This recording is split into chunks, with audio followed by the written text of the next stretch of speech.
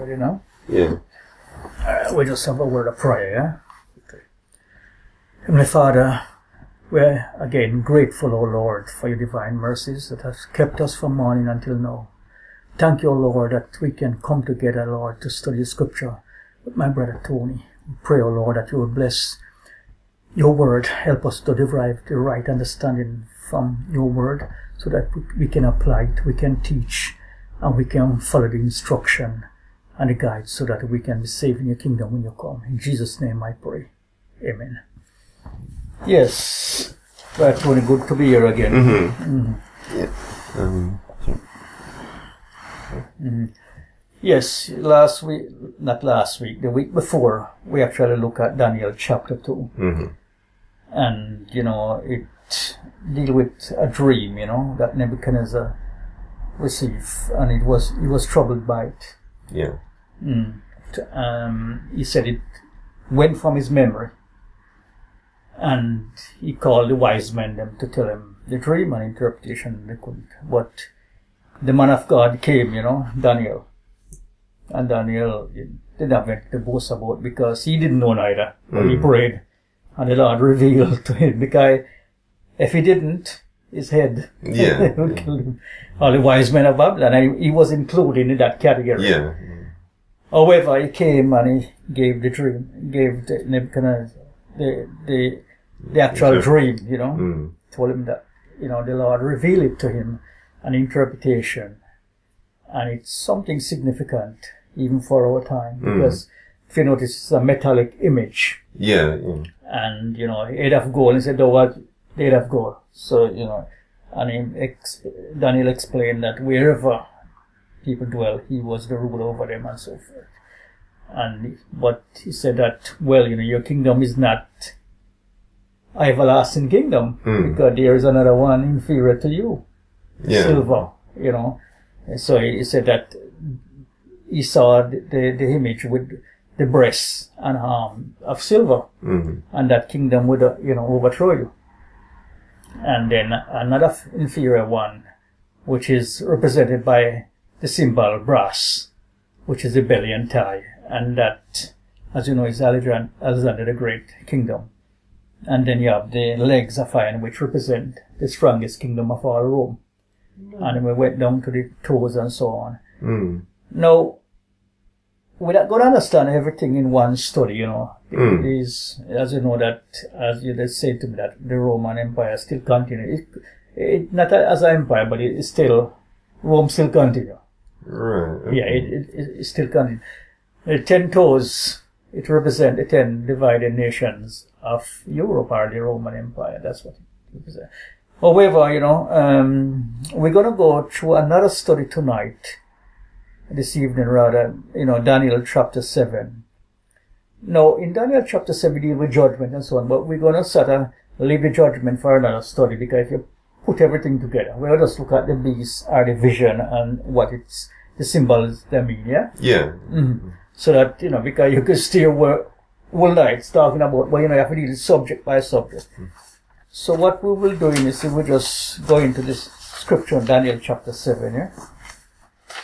Where's my glass now?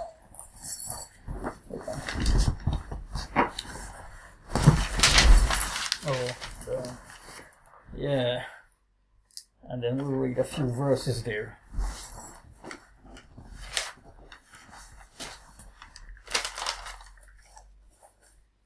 Daniel 7, 1-6, yeah? Daniel chapter 7. In the first year of Belshazzar, king of Babylon, Daniel had a dream and visions of his head upon his bed. Then he wrote the dream and told the sum of the matters. Daniel spake and said, I saw in my vision by night, and behold, the 4 winds of the heavens strove upon the great sea. And 4 great beasts came up from the sea, diverse from one another. The first was like a lion, and had eagle's wings. I beheld till the wings thereof were plucked, and it was lifted up from the earth, and made stand upon the feet as a man, and a man's heart was given to it. And behold, another beast, a second like a bear, and it raised up itself on one side, and it had 3 ribs in the mouth of it, between the teeth of it, And they said thus unto it, Arise, devour much flesh. After this I beheld, and lo, another like a leopard, which had upon the back of it 4 wings of a fowl. The beast had also 4 heads, and dominion was given to it. Yeah, we can stop it. Everything is important when you read about, because we already studied Daniel chapter 2. It's similar to this, you see, but it's only that the representation or the symbols, the symbolic language that is being used now, is different in that metal now. He said that the lion, talk about the lion, the leopard and the bear, yeah. So these three beasts, okay? When you read further down, or you'll find the Bible interpret itself, tell you what they mean, Okay. So we don't want to just, except you want to say anything about, because when you say eagle wings, for example, eagle wing means that, the swiftness of this power, how it conquer, Yeah, just denoting that. The next one, down the bottom, like the bear, it said, it has, for example, the bear has, and after this I beheld, and lo another, that is verse 6, like a leopard, which had upon it, the back of it 4 wings of the fowl and beast. The beast had also 4 heads, and dominion was given unto it. You see, if you sort of put a correct interpretation on it, the bear would represent Greece. Oh, leopard. Yeah, no. Yeah. It's Greece, the third kingdom would represent. Yeah. Yeah. No, Greece now, when Alexander the Great died, because he was the chief conqueror, when he died, the kingdom split into 4. Now, that is not one empire now, but 4 general. Yeah. That's why I said 4 heads here, yeah? That's what it actually means. Yeah. We're going to read, we just telling say everything is in it is significant. But we're not going to deal with everything, because if you deal with everything, you don't leave here this evening. Alright, go on to verse 7 now, and 8. 7 and 8, yeah. Verse 7, After this I saw in the night visions, and behold, a 4th beast, dreadful and terrible, and strong exceedingly, and he had great iron teeth. It devoured and brake in pieces, and stamped the residue with the feet of it, and it was diverse from all the beasts that were before it, and it had 10 horns. Alright, can't stop there. So you see, there's 4 beasts. 3, you could identify 3 because they are bear, both bear, lion, and leopard.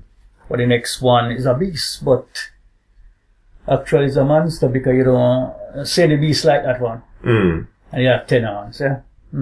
So this one is significant regarding our study, because what it is, because we study Daniel chapter 2, easy for us to understand this prophecy, see? But we go on, and then you will see what they are. That the Bible tell you what they are. Let me see if we can get another. Yes. I'm going to skip out some of the verse that deal with judgment, yeah? But we start from verse 7 now, I've done it. Sorry. Verse 15 to 21, yeah? Verse 15. I, Daniel, was grieved in my spirit in the midst of my body, and the visions of my head troubled me. I came near unto one of them that stood by, and asked him the truth of all this.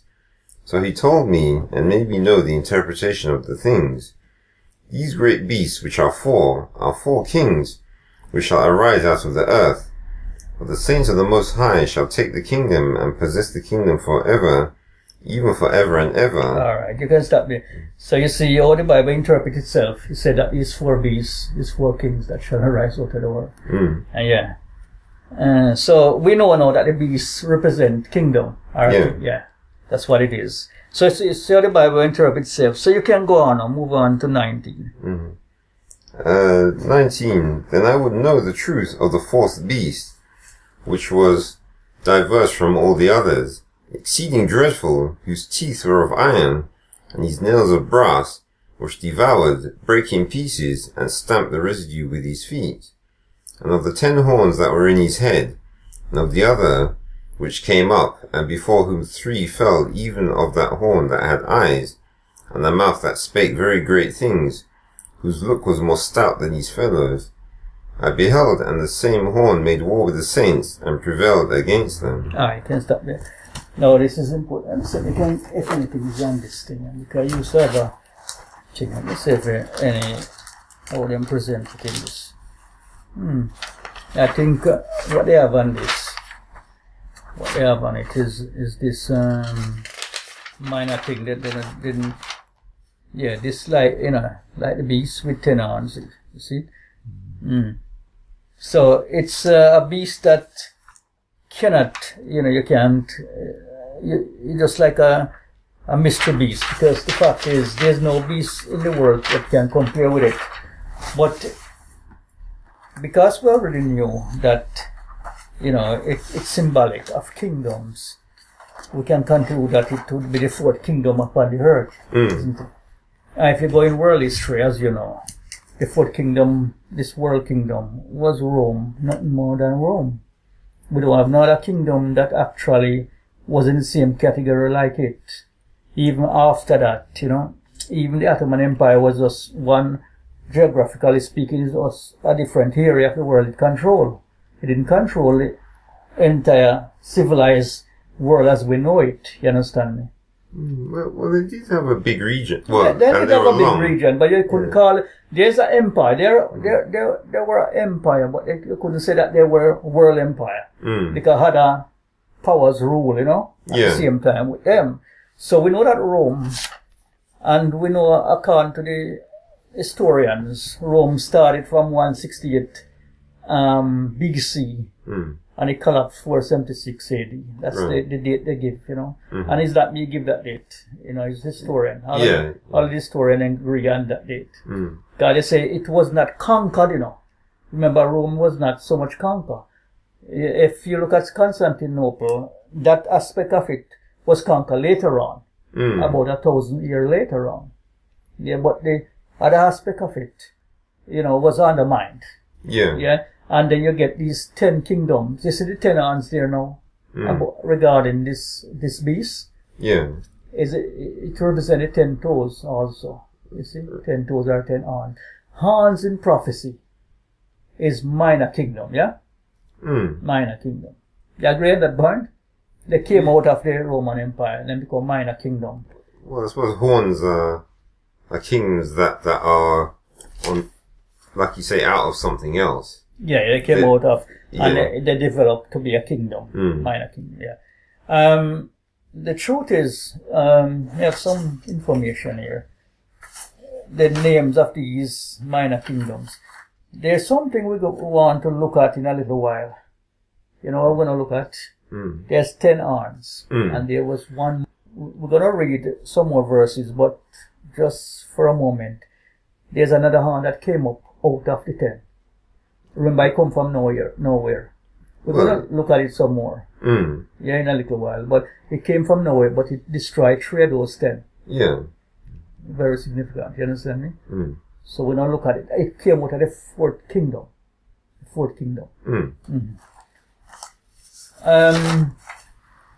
Where's my glass again?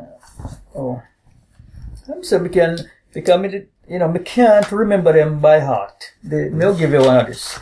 But the kingdom, them, that came out, you see. Let me see if we can find anything here. I don't think it's right here. Alright, let's read some more, because we will go back to it. Read from Daniel chapter 7, verse 22. Go on to 25 now.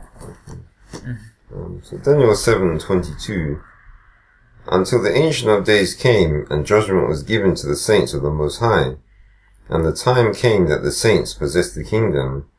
Thus he said, the fourth beast shall be the fourth kingdom upon earth, which shall be diverse from all kingdoms, and shall devour the whole earth, and shall tread it down, and break it in pieces.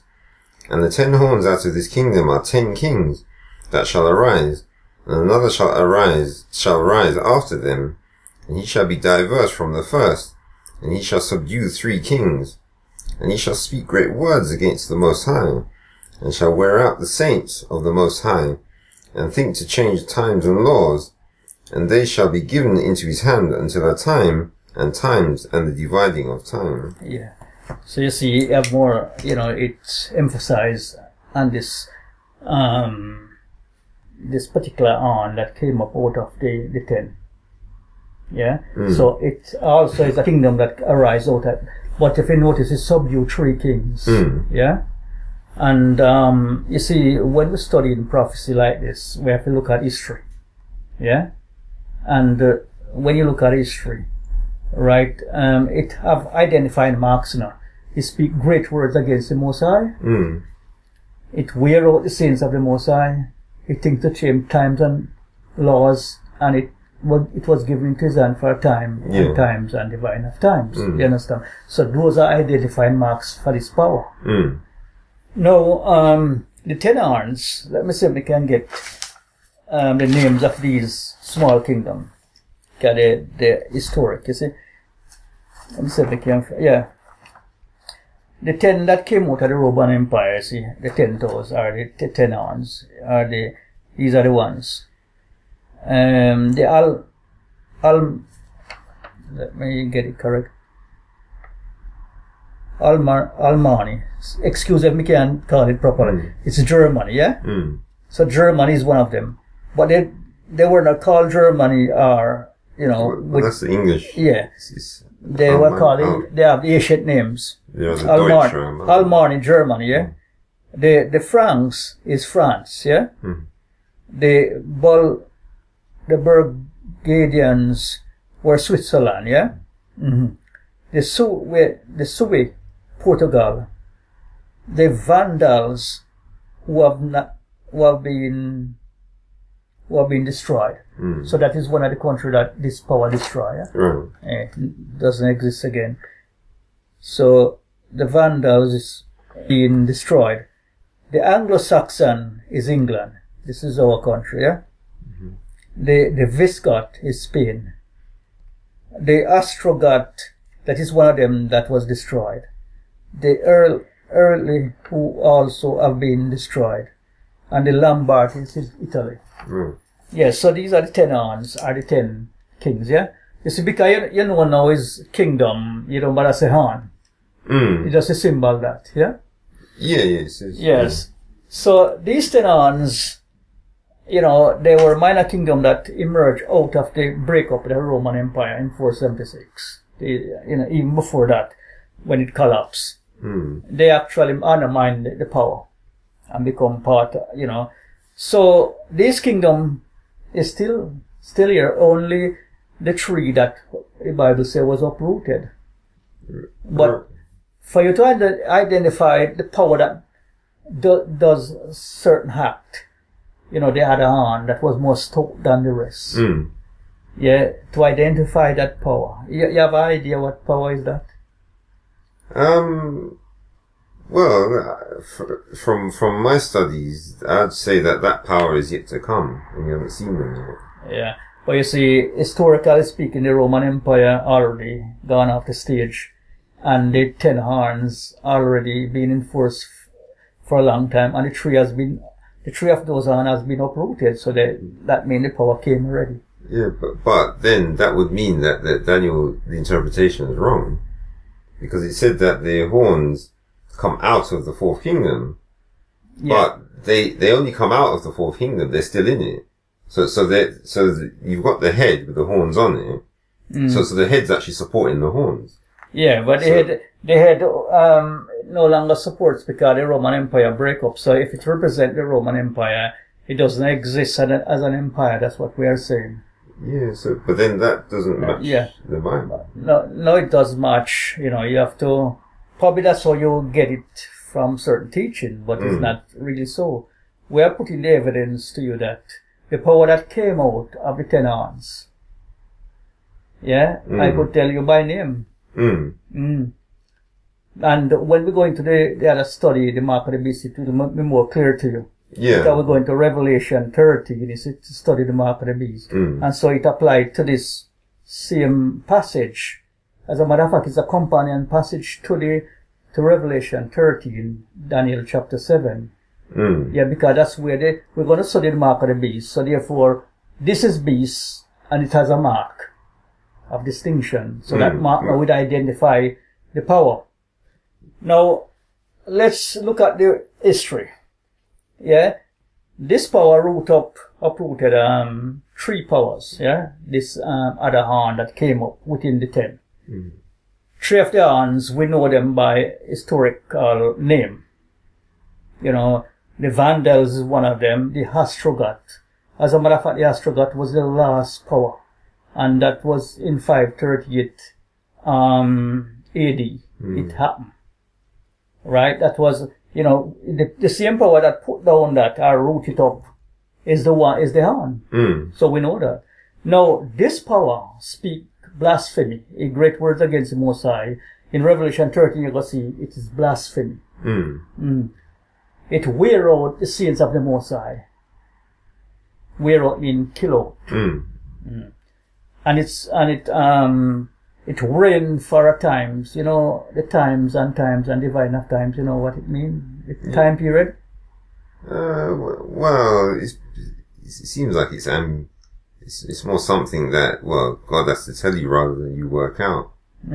Yeah, you see, within the Jewish calendar, you see, you have, as a matter of fact, the Bible, we could give you the verse that tell you that in prophecy, a day, you know, in prophecy represents a year.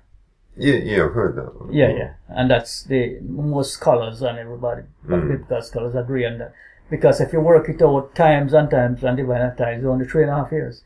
Because time is 1 year. Times is 2 years. That is all the Jewish reckon time, you see. And half a time is half a year. So it's only it would be 3.5 years. But if you work it out on the basis of a day for a year, you find the exact time when this power reign. Right. Yeah? So it will reign from the time it destroyed the last opposing force, the Ostrogoth, that it rooted up one of the horn. You get me? That's how you identify it. Yeah. We'll develop the study more, you know. Now we just a preliminary thing, you know. Because when we go into Revelation 13, we go into the name and all the different aspects of it. But we just, you know, try to make you think.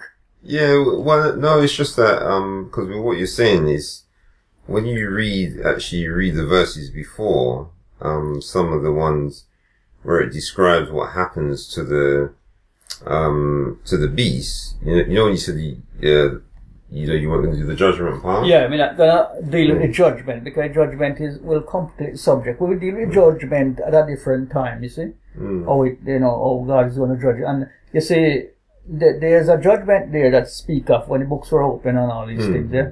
Sometimes, some people don't understand the judgment of God. They believe it's just the executive aspect, but you have the preliminary aspect where, you know, the investigation took place first before the actual execution. Well, Revelation shows you that. Yeah, there's execution and there's a preliminary part of the judgment, yeah? Because God has to be just in everything that He does, you see? So we deal with the judgment, you know, because the three-angel message deal with the judgment. The hour of His judgment. Yeah. Now, you know, you have a little baffling there with the, you know, the time frame and the beast still, you know, but you see, you have to just look at the scripture and try to, you see what it is. Let me tell you what is happening to you. Sometimes when you've been taught a certain way, you see, when you study scripture, you have to forget what you were taught and look objectively on the thing that is before you. You get me? That sometimes what it is, what you taught before can become like an obstacle for you to understand what you need to know. Yeah, but it's interesting that you say that, because it's kind of like the opposite that's happened, because I actually used to believe that the fourth kingdom and the fourth beast was Rome as well. And because of what I've read. But then you could say something happened at some time where I couldn't reconcile the 10 toes, the 10 horns from Daniel 7, and then the 10 kings in Revelation. And it's only when I realized that the fourth kingdom wasn't Rome, that's when I could reconcile all of the 10. So you said it wasn't Rome? No, because that's the only way I could get Revelation to fit Daniel 2 and 7. It will fit it. I will show you how it fit it in the next story, you see. It does fit it. But you see, you have all kind of study on it, and it sort of sometimes mislead you off the track. Because you have some folks who believe they're clever with the Bible and, go into certain things. Like, for instance, you have a church where you call the Worldwide Church of God. And the Ghana Ted Armstrong. And he come up with some kind of thing there, and people believe them stuff there. He keep the Sabbath too, But he believe in the Jewish festival and all the different festivals and everything. And all these things become so that these people from those church, as a matter of fact, it break up. The Worldwide Church of God gone completely, is only remnant of it. It's gone into about 100 different pieces. Okay. So after the death of him and anyway, back to what I said. I mean, it's good to have your own objective and understanding. You see, it's not that everything I'm going to say, you're going to say, okay, like, it's all right. You're going to, I like that, Anyway, what we're saying that, this power, the Roman power, because I can't see it as a different power, because it come on at the same order. Babylon, Media, Persia, Greece, and Rome, and historians agree with us. All these historians that wrote, they wrote about the Ottoman Empire. As a matter of fact, one of a guy in our church, Josiah Litch, I don't know him, but he predicted the downfall of the Ottoman Empire. He prophesied that. Yeah, well, I suppose if you go by the Bible, you know that all empires will go down anyway. Yeah, no, but he, I think he must specific time for it to fall. Okay. Yeah. So he predicted, Josiah Litch. However, there are two powers that reign simultaneously. It's the papacy and the Ottoman Empire. Because they have always, because what it is, the Ottoman Empire, when it rises, that is Islam. Islam, yeah? Because right now, I do a lot of study on Islam at the moment. And we have a guy now who is, he's great. He's a man who born in India, and he's trying to prove that Islam, God is not the real God. And he have all the facts. All the Quran, he said, Muhammad have nothing to do with Quran.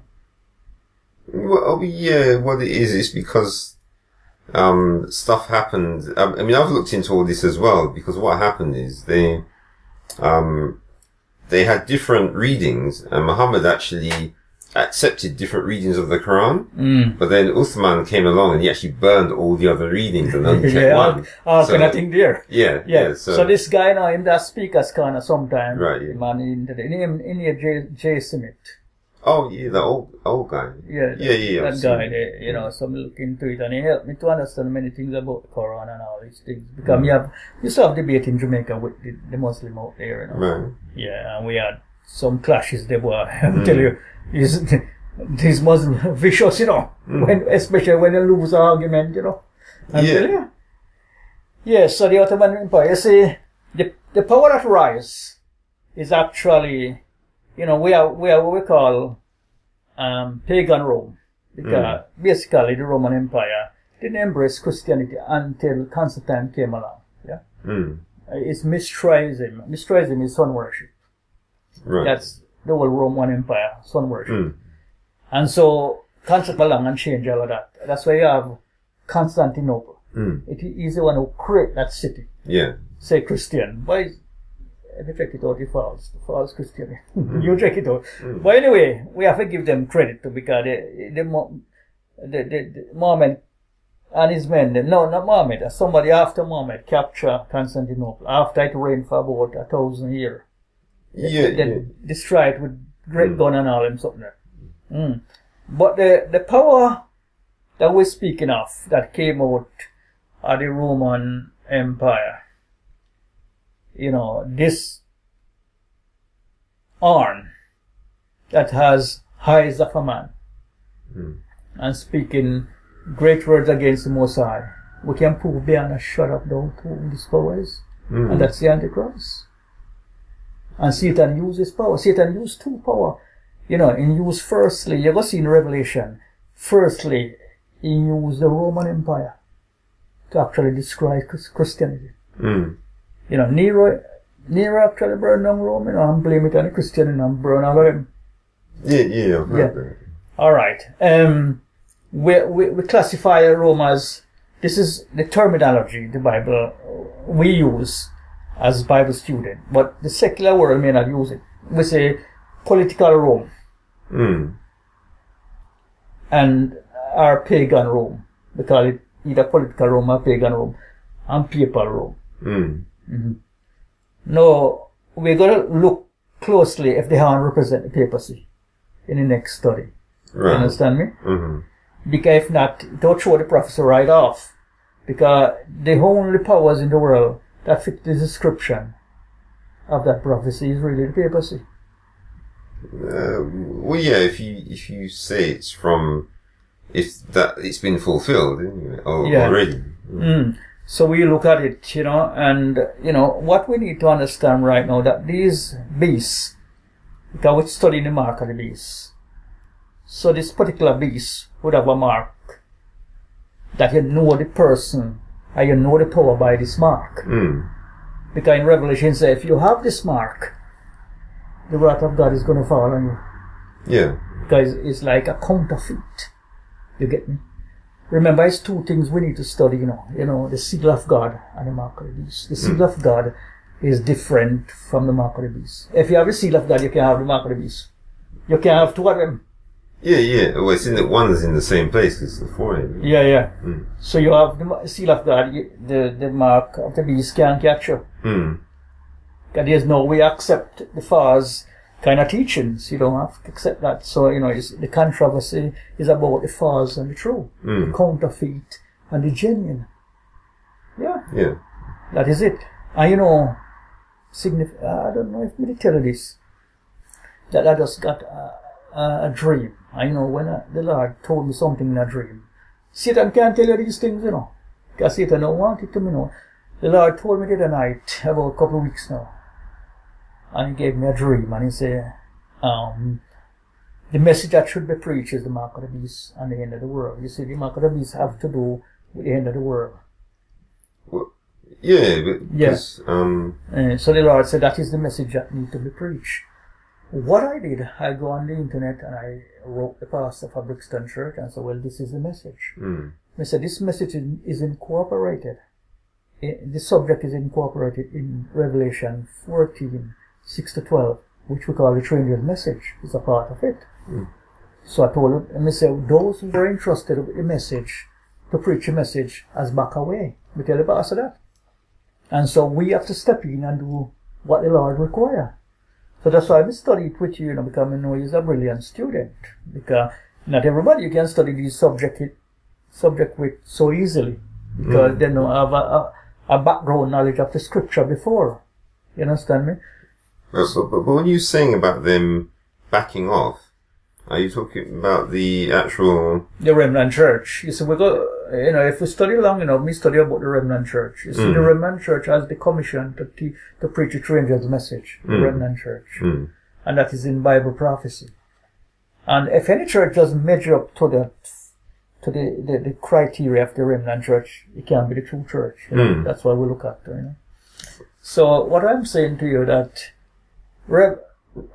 Daniel chapter 2 and Daniel chapter 7 is actually, like a twin prophecy, but one was given to a heathen king. If you notice, God gave Nebuchadnezzar that dream to prove which God is the right God. Yeah. And Nebuchadnezzar believed in wise men and in soothsayers, they were the gods. When you look, that one of them could have told him, what the dream is and interpretation.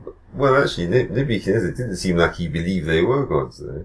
Because he when they complained and said that they couldn't, get the... Yeah.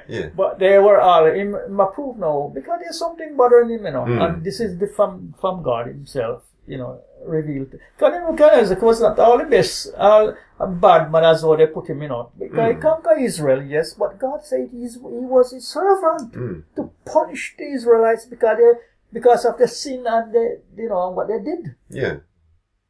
And when he took the holy vessel, he guarded them and put them aside. He didn't use them.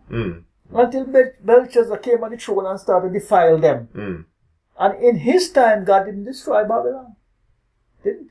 Nebuchadnezzar will be saved, him have a testimony in the same Daniel. Yeah. Him wrote. Because he accept Daniel God afterward. Yeah, and he published something. So we believe that he will be one of them who will be saved. Even Darius. Darius still do the same thing. So we are saying that these four beasts, and this metallic image is tied up, in the same thing. And, but in Daniel 7 we have more information where this strange horn came up. And it being, if you notice, Daniel wrote a lot about it. From verse 15 going right up to tell you how this little person come up and how him destroy three of these horns and how him establish himself, Well, I suppose it can't be a person because... Yeah, when it's a person, a kingdom. But, I'm just using my little language now. This person, this authoritarian dictator just came up and said, well, listen, put aside those and establish himself as a great power. And him rule, you see the time and times and divide not times. We'll work it out for you. You come to 1260 years. Yeah. That's the time period that this power reigned for. Where you will see it in Revelation 12 again, the time and times and divine of times. You will see it in Revelation again, 42 months. The same time period. But it's there, in many places in Revelation. Yeah. So we know that when we see that, we know it's speaking about the time period that this power reigned. And it will tell you also that the church went into hiding for that period of time. Yeah, because of the intense persecution from this power. The church, when you say went into hiding, you mean that you take refuge in the heart of the earth. And when you study the true church in Bible prophecy, we'll tell you a little bit more about that. How the church has to, even Apostle Paul time, them have to have like caves, massive caves, and tunnel and all these places where they lived, because they would be killed by the tyranny of political Rome and also the papacy. Yeah, although I just noticed that because it's 21 where it says that I beheld in the same horn made war with the saints and prevailed against them. Yeah. But then there's a semicolon, then it says until the Ancient of Days came. Yeah. So that seems to almost indicate that when the horn prevails against the saints, he'll prevail until the Ancient of Days comes. Yeah. Well, what we will tell you, the reign of this power, and also a resurrection, you receive a deadly wound. You see, let me just study it, yeah? You see, 538 AD, in the year of our Lord, this power put on the three horns. The last one is the Astrogat, 538. That's history. And then when he put down this one, he became reign supreme over Christendom. His power. Yeah? And political power too, not just spiritual power, because him, the King of England, the papacy could have dethroned the King of England if him step out of line. That's how powerful he was. And this particular power, in 1798, the 1260 years finish, and the Bible predicted in Revelation 30 that he will receive a deadly wound. Yeah, and the deadly wound was inflicted upon him. Now, we'll go into that study, who inflicted this wound on him, and his supreme reign came to its end, the 1260 years. But the Bible didn't say that he died, or the power would die. He said he would be resurrected. Right. Our deadly wound will be healed. That's what the Bible put it. And so it will continue until the judgment. Yeah, the same horn. So you're saying it's the horn that's going to get the wound? Yeah, the horns are it in Revelation,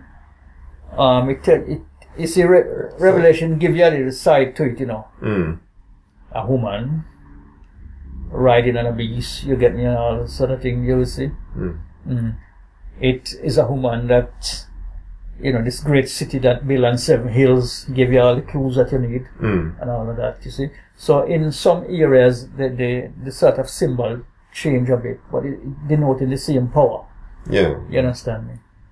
But you have to look at Daniel. Daniel now is writing in the ancient time, and he have to use whatever he saw there. He saw a leper, this, that. John the Revelator now get similar vision. And what he wrote, wrote it down in horns, in dragons, and so on. Yeah, symbolic language, and it's important why it was written in symbolic language. You know why? Well, they say so that they empowers them. If they didn't know about it, what they were saying. They try to burn. Well, they burned the Bible once, but the Bible still survived. Yes. So this particular study, in Daniel chapter 7 is vastly important, man. And we will go into the mark of the beast, the next study, you see. And clarify some of the points then, because, I don't expect you to disagree with everything I say. You must have objection and disagreement, and we come to understanding on it and so on, you see.